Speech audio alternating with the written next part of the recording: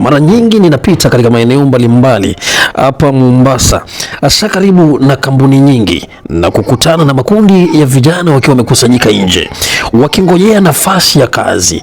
Wengine wamesimama, wengine wamekaa kimya, wakitumaini kupata hata kibarua cha siku moja.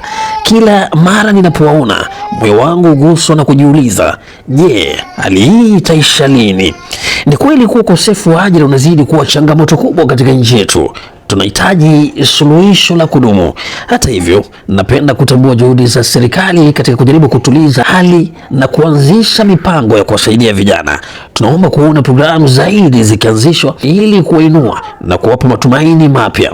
Leo nilipita nje ya geti namba 5 la Kenya Ports Authority na nikasimama kwenye mgao unaotambulika kama Anointed Cave kuja tena matumbo yao ya kukaanga ninayopenda. Kama ilivyo kawaida, nilikuta kundi la vijana nje wakisubiri nafasi ya kazi.